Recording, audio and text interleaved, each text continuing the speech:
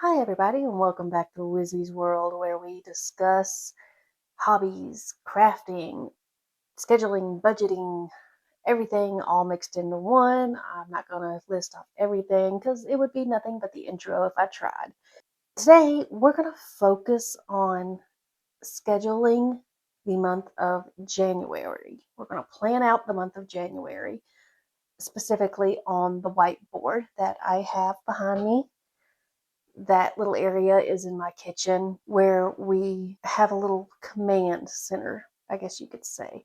It's a charging station / command center. We will be also doing another video on Google Calendar and scheduling there because I use Google Calendar as well. The monthly planner on the whiteboard behind me, I have a few of my tasks and events and things like that on there, but it's mostly just so my husband can know his schedule and my schedule, what I have planned to do. But my Google Calendar is more detailed, but that's a whole other video.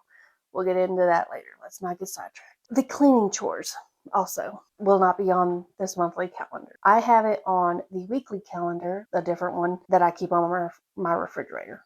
So that one we're not going to worry too much about today either. I'm going to turn the camera around and show you all what I have going on this whiteboard. Okay, so this is the whiteboard. I've already got the days written out, and my trash pickup is normally on Thursdays, but I guess because of the holidays, they decided to have it on the 2nd, so I wouldn't forget. While making the video, I decided to go ahead and just add those in there.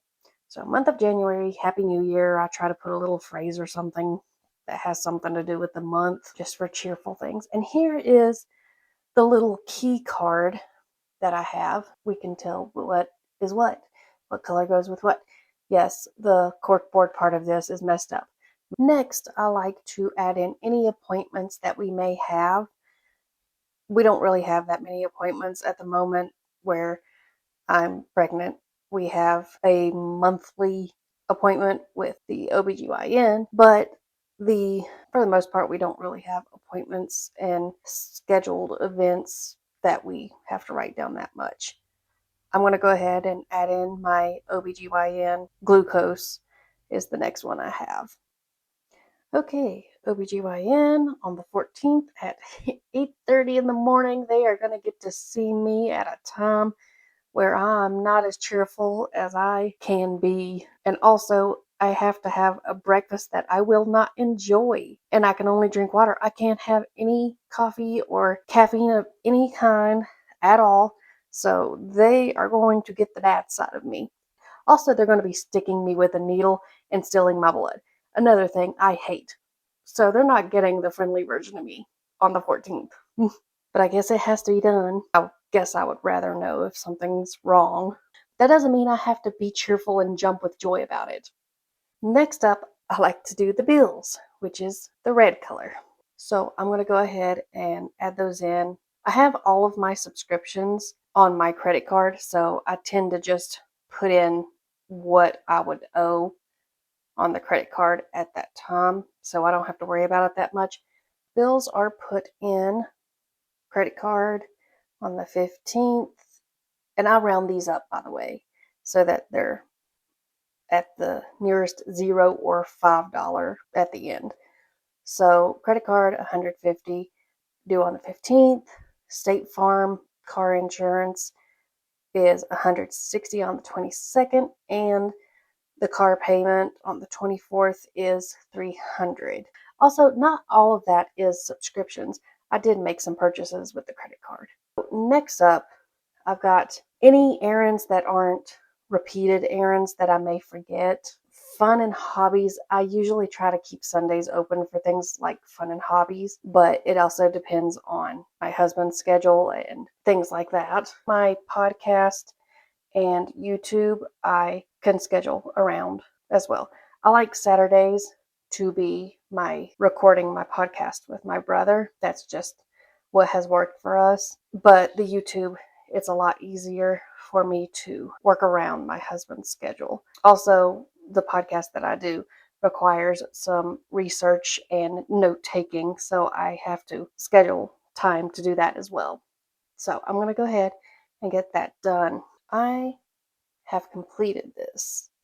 Now, the thing is, this looks like a lot, but the privileged part of my life is if I am just feeling overwhelmed, some of these things I can reschedule, like the recording of videos or of the podcast or my editing days. I can either reschedule them or cancel them completely if I don't feel like doing them. Most of the time, I just reschedule them for a later date. I forgot that for a while on the 16th, my husband is going out of town for a hockey game, and I'm not into hockey or all the violence and negative energy that type of thing brings. I do not need that in my life, so I'm staying here in town, but I'm going to have a self-care date with myself. I'm going to go to Books a Million and have something nice to eat because I can. And it seems like the perfect opportunity, and go shopping Sunday. I got this candle making kit that I've been wanting for a while for Christmas. So I'm going to use it on the 4th as my fun hobby for that Sunday. And then I left the 11th blank because I don't want to schedule all of them, but we'll see what comes up. And then the 18th is going to be a binge game day. But like I said, these are some mostly things that if I just am not feeling it, I can change them. Thursdays, I like to try to keep as my going out, go to the bank, errands that are outside of the house, grocery shopping and pickup, things like that. Um, those are the types of things I like to do on some Thursdays when they're needed. And then Friday the 2nd, I have scheduled for my seasonal cleaning. I do not do all of the seasonal cleaning in one day. That is way too overwhelming. So I have a repeated schedule on my Google Calendar for, I think it's either once a month or once every 2 months to do some of the seasonal cleaning. And then on the 9th, I have monthly cleaning tasks as well as the 23rd because I like to break those up. It is just overwhelming and won't get done, or it definitely won't get done properly if I try to do it all in one day. So I like to break those up. But like I said, if necessary, these are things I can easily move around. I'm just lucky enough to have that kind of life where I can do that with my schedule. But this is the end result of the monthly whiteboard for the month of January. I hope you all learned something. There will be a later video where I go into my Google Calendar, the more detailed version of this. But for now, this is what we have. I'm actually going to show you the weekly whiteboard that I use mostly for myself. Here is my weekly whiteboard on my fridge. I've got it all filled out with all the information that I need. Like I said, this one is the one I use the most. I like to plan my stuff mostly by the week, depending on how I'm feeling, how much energy I have, what moods I'm in. That's why I use this. But I use the monthly as like a kind of template for myself. That's why it's just so easily changed as well. This one will be the one that I usually will change. So there you go. And that brings us to the end of this video. Like I said, in the future, I am going to make a video when it comes to the planning in my Google Calendar.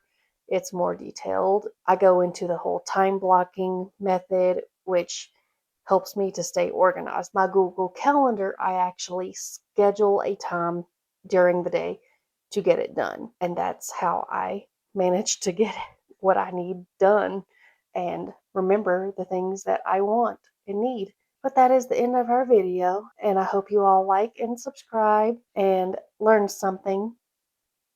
Thank you. Bye-bye.